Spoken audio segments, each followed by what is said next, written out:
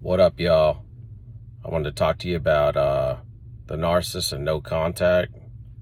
And when you pursue no contact and, cut ties with them completely, that, of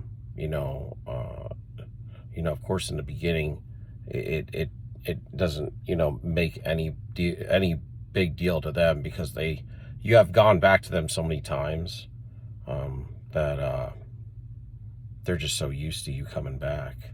And the narcissist doesn't learn. They don't change very much, and they don't learn any new things. And so a lot of times they don't expect you to change, and they don't expect any construct that you go through with them or that they go through on a daily basis just never changes. So they don't ever expect you to make a life-fulfilling change that's going to stick. And the other thing is all of their exes, typically, unless they discarded the ex for good because they devalued and destroyed them and they had absolutely no value by the time they got done with them, and they're just not attractive to them at all. They are always waiting for the narcissist to come back. And so you're like going to be you are the first one that's like, yo, I don't want you. And it's just something that they realize over time. It starts probably, they start to realize this, a little bit of this the first month, at the end of the first month, maybe. Because the first thing they do, they try to triangulate, and they try to keep in contact with you a little bit, and treat you like a secondary supply, or until they come back, or like friends with benefits, or that kind of stuff. And so they try to keep in contact with you, and they so that they can triangulate you with the new supply, and kind of make you jealous, and see where you are in your healing stage. And like I said, but when you and so they want to keep you down. So if you're starting to rise up off that, then they got to knock you back down. So they'd have to run to you quicker if you're not like destroyed and in that sunken place, right? So if you take a discard, and it doesn't bother you, or you just said you had enough, man, like, yo, this is just stupid, and you're just like, kind of like, this is ridiculous, I'm done with this, at some point in time, you get to that point. Well, I mean, we do. Apparently the other supplies never do. And I understand how you can go for years and years with them. I have done it in the past. Like my ex-wife, spending all those years with her, and how many cycles I have been with this other one. And I had I've had 3 total in my life, not to mention my family and that construct, and some friends that, had control over me at a young age. And it was hard to break ties with them, without, there was a lot of threats. I'll put it to you like that. But it started in childhood, man. It's like you can't hang out to people you want to hang out with because your family keeps you down, and they don't teach you anything, and they don't spend any money on you. So you ain't shining, and you're clouded up, and you're being devalued and destroyed every day. It's just, so until you get up off that family and find a way to make it for yourself, which for me, the day I turned 14 is my life started to change, because I was grabbing the reins to my life and making my own positive changes. But some people stay in a codependent space forever. But I had to wear many shoes and many hats, and have many different types of jobs, made me very eclectic. And I do believe that we are innately who we are. So when my point is, like, they're going to realize at some point that you're different from the rest, because you're chosen, man. You know, God chose you out of the rest of the packs. Okay, that there's many packs of people in this world.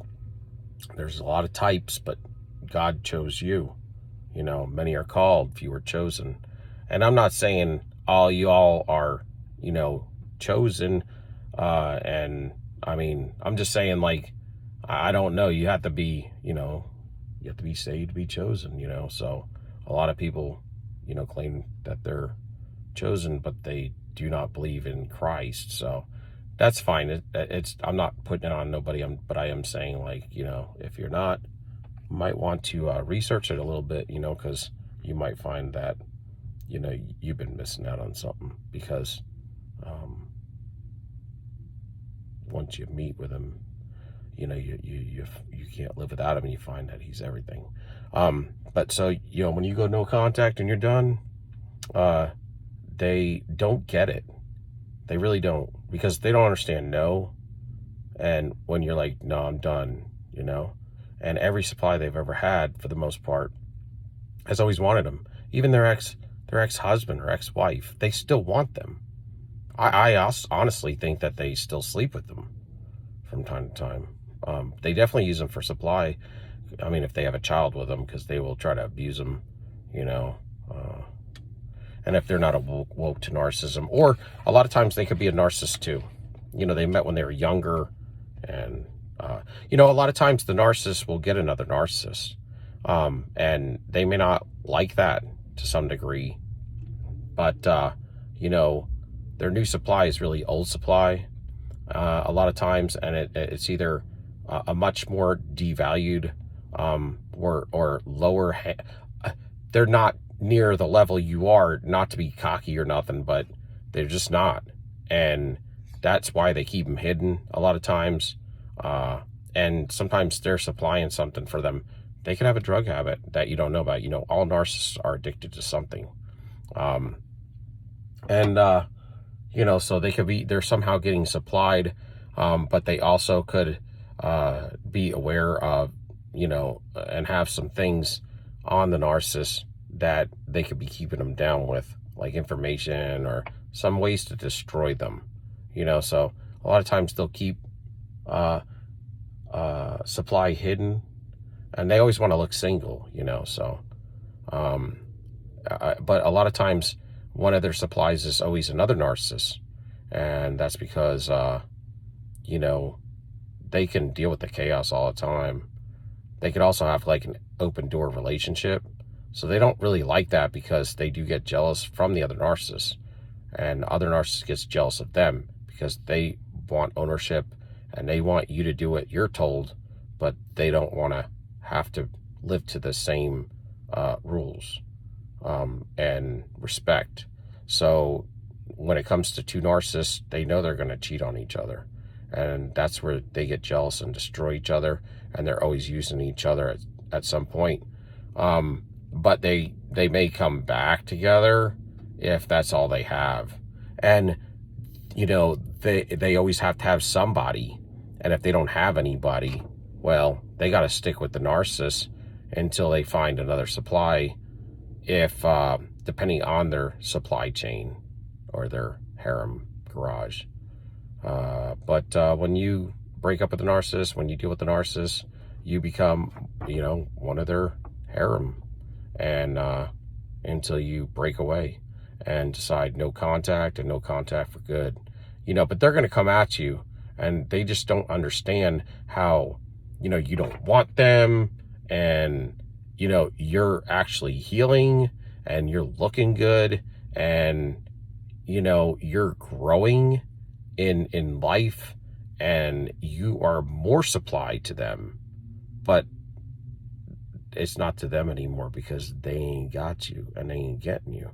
But you're elevating, you know, you're worth more financially, you look better, you're more put together, you're more of a supply for them, but you're also the higher supply you are, the more of a threat you are. So, that's why they always want to run back to you, especially when you're doing good or if you're start dating somebody. Those are two reasons why because they want to put you down. And they don't want you with anybody else because they're always jealous. And they have ownership of you. That's what they believe, of course. But, they love control, and they don't have control over you anymore. For one thing, they don't know what you're doing. They don't know who you're with, who you're doing it with. They don't know how to come at you anymore. See, before they had you under the spell, before they had you trauma bonded, but that's worn off. And if it hasn't worn off completely, you already know what you're dealing with. You're dealing with an addiction from a trauma bond if you've been listening to these channels and stuff, and you know the whole construct of the narcissist. The other thing is the narcissist knows that you know who they are, but, they don't, sometimes they don't know to the extent, but they start to find out that you know more about them than they know about themselves. Really. Because a lot of them are, they know something's wrong with them. They know they abuse people and use people and treat people like shit, and they will destroy them. And they probably put a lot of people in psych wards, maybe even cause death on people. And, some could be actually, killers, man. They are, right? Some are. I mean, but that's not to say anything special. But, so they don't know what to do or how to come at you. That's part of the reason why they stalk you. They stalk you because they want to see you in that sunken place below them.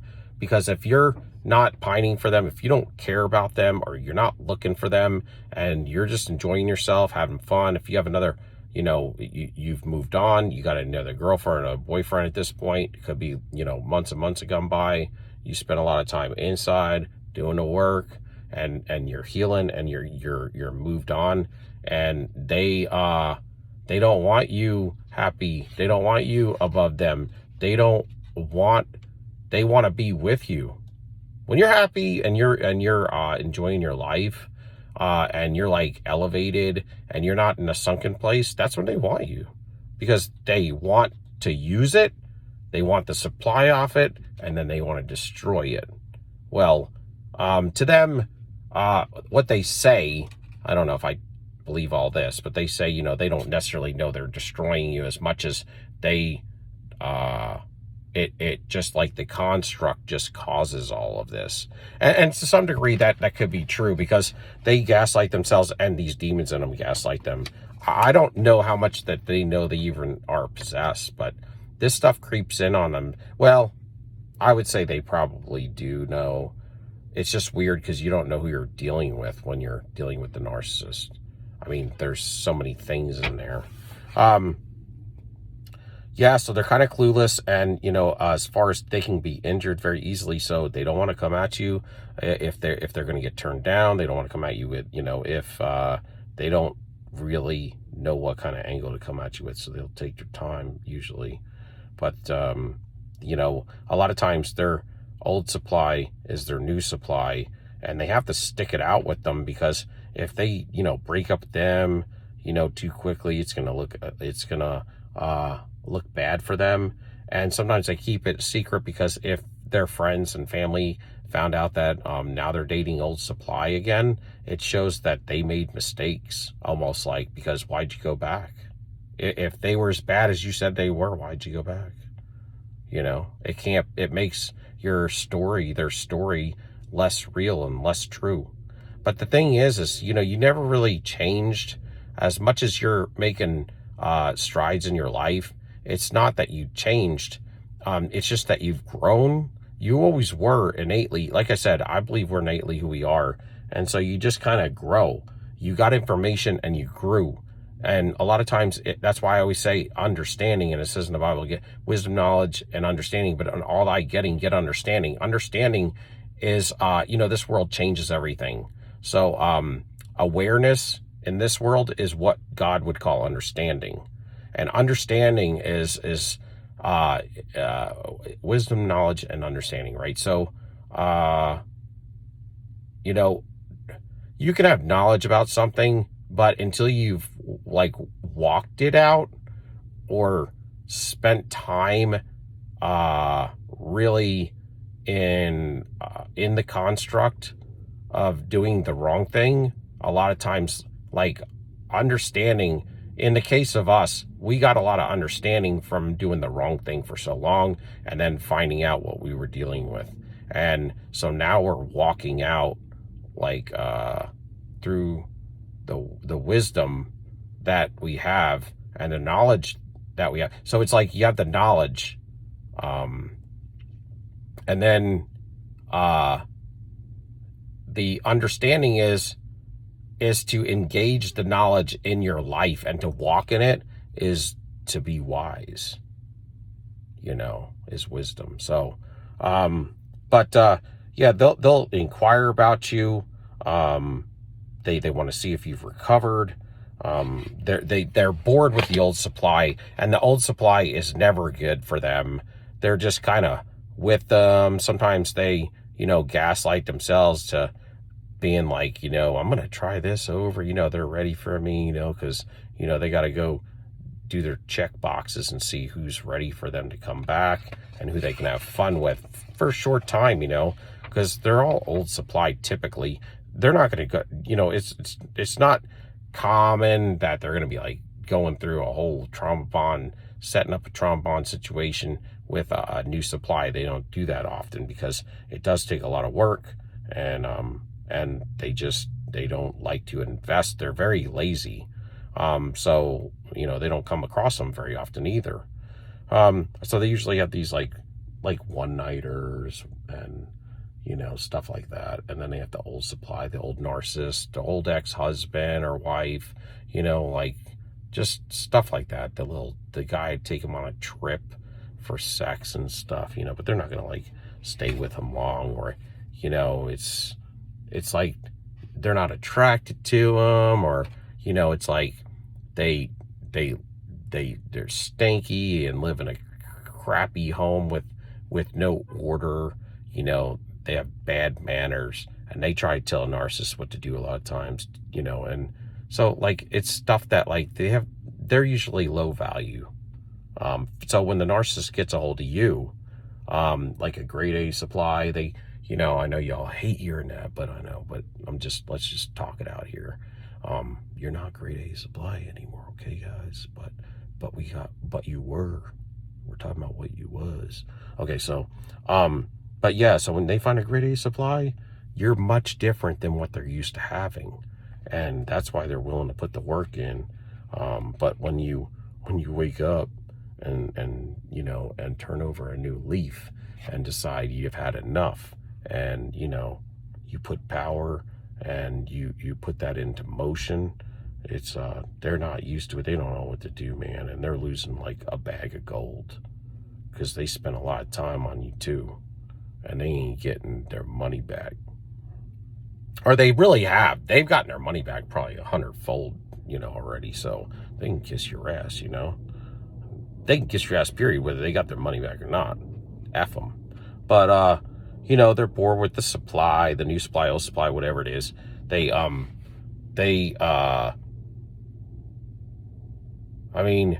kind of like reset, you change, you build up new boundaries, man. You got new walls, and the walls even have writing on them. It's narc free, narc free 2023. Okay, that's what it says on the wall you built, the wall to keep the narcissists out. Put a little graffiti up there, some signs, keep out, narc free 2023.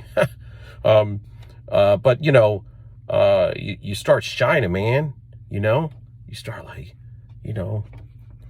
you start like looking good, like your car look bad, but when you take it through the car wash, man, take it to Audubell, and they'd be like, they got $50 car washes now. Can you believe that? It's crazy. $55 car wash. Anyway, but when you get the car wash, right, you're driving off, the car drives better. For some reason, it just sounds better. It's faster. It looks good. You feel good. Then you go get your hair cut and get you a good meal or something. Get you some nice new shoes on. You be feeling good, You got to do that sometimes. You know, ladies like to get their nails done. So, you know, men could get their nails done too. I want to do that one day. You know, I'm not painting them, just, you know, like the cuticles and all that stuff. But anyway, yeah, so, you know, you start feeling better, man. When you were at the Narcissist, man, they was throwing you they was bagging you up in a trash bag and chucking you in a dumpster all the time. And, you know, so now you like, man, you starting to heal, find out what the heck you're really supposed to be doing down here on this earth. You know, you have a lot going for you. You're worth a lot more supply, man, so now they really want you because you're growing. But they also got to, like, take you back down a few notches because now you growing too fast. You growing way past them. You know, before maybe you was kind of at their level. Well, they thought.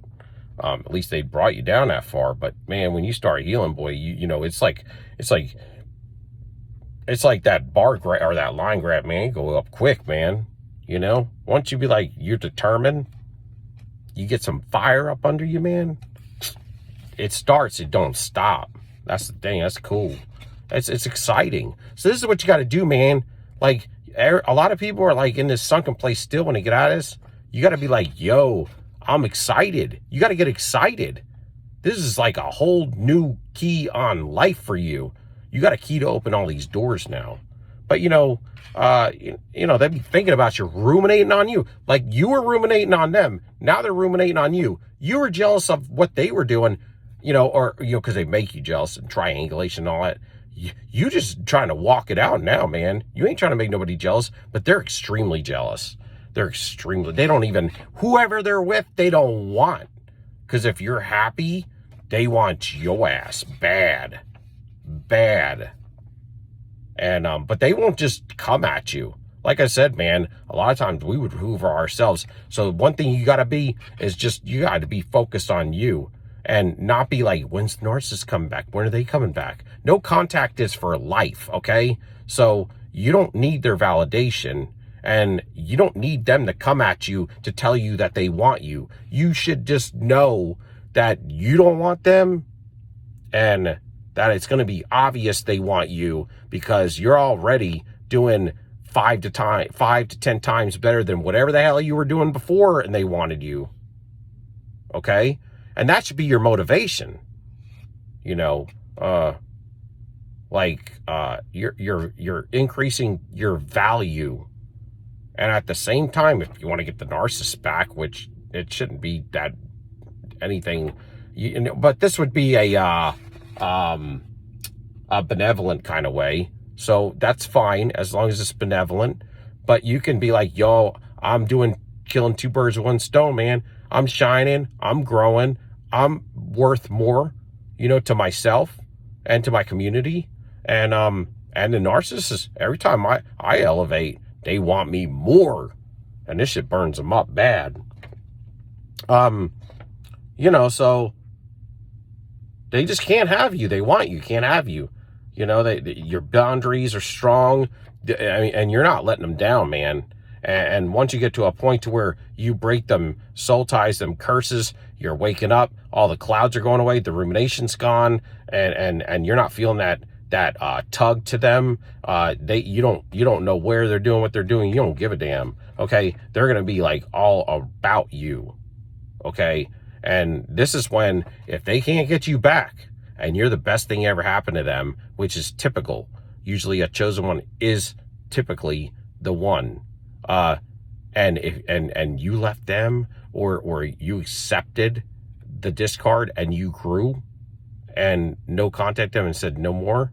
Well, when you do that for a while and you start to shine, well, you gained your value back. It's almost like you discarded them, even if you got discarded, because that's how they're going to take it. And that's how it is.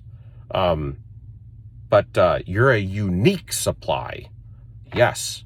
You're unique. The rest of them are just like, you know, similar to them. You know, they're not real. They don't got truth in them either most of the time. But no contact causes the hoover, man. So you got to be careful. You know, the ball's in your court. So what are you going to do with it? You know, that's real. Let's talk some real. This is story time, right? So, you know, they'll send the flying monkeys, man. Like I said, they're going to try to connect with you and they're going to be like, yo, you know, what happened in the relationship, all that stuff. They're going to be baiting you, or you never cared about the relationship. Always keep that in mind, man. It's for real. That's a big deal. They're just not privileged to be in your life anymore. You know your worth now, and they're obsolete from it. No more Band-Aids, okay? You know, we healed up. We got some stitches, but the wound's healed, and we don't need any more Band-Aids, because Band-Aids can get pulled off and hurt again and not heal. You know, we air dried this thing. You know, old people be like, don't put a Band-Aid on it, let's air dry it. That's true though. They can be very energetic, you know, about, like, you know, getting you back, man. They gotta have you back to be all about you.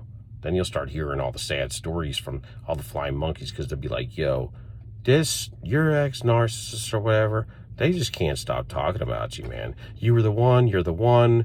Why? They don't understand why you don't want them. Just walk away, man. Don't even play into that, and don't listen to that stuff. You hear, as soon as you start hearing that, just say, I gotta go. I'm sorry, I gotta go. I gotta get a phone call.